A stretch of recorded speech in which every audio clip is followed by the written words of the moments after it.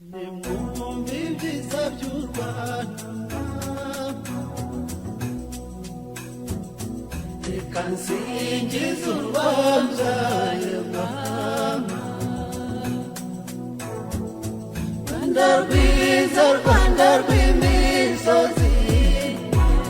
tuje gusura nk'ibi bikorwa hano tugenda natwe tuvuga ko tugiye kubishyira mu bikorwa natwe, niba ari ubworozi cyangwa wenda nka biriya tubwiye by'imirire mibi tugashobora gutegura indyo yuzuye. Njye natunguwe, ntabwo nari nzi yuko ibi byose bihari, byanshimishije cyane kuko nabonye batuma dutera imbere, imyumvire tukayihindura.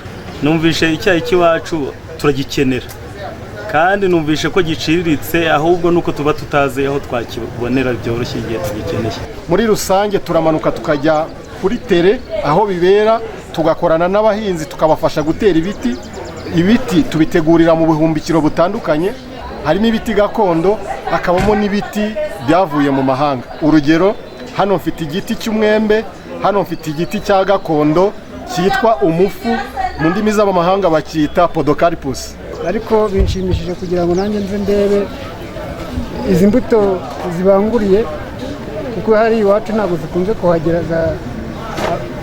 ariko nk'ubu mwembe iri iwacu ntayihari. Twazanye imashini yuhira, tuzana ibitoki twahinze, tuzana no kugira ngo twereke abantu ukuntu bahunika imyaka bakoresheje imifuka yabigenewe. Guteza imbere ibigendanye n'imiyoborere ku bigendanye n'amazi, hanyuma ikindi ni ukukora mu kwegereza serivisi z'amazi abaturage n'ubukangurambaga ku isuku n'isukura. Nk'abanyeshuri rero dufite nk'isabune, tugakora inkweto, tugakora na pero, tugakora n'utundi dukorwa twinshi dutandukanye. Ni ukongerera ubumenyi n'ubushobozi abarimu bigisha mu mashuri y'incuke, kwigisha abana binyuze mu mikino. Tukangurira abarimu babigisha gukoresha imfashanyigisho y'Ikinyarwanda, imfashanyigisho ijyanye n'ibikoresho byacu byo hanze twifitiye. Murabona nk'aka gakaye gakoze mu mufuka, kandi utu dutabo turoroshye cyane. Ni umufuka adoda yarangiza akawushushanyaho.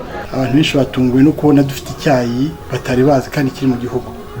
Ni byiza ko cyageze muri Ngororero, ngira ngo twahavanye promesse nyinshi ko kigiye kugera no ku bantu benshi no kugishakisha. Uko tugenda tukora imurikabikorwa, tuba tugira ngo tugaragaze cyane ibikorwa bigera ku baturage.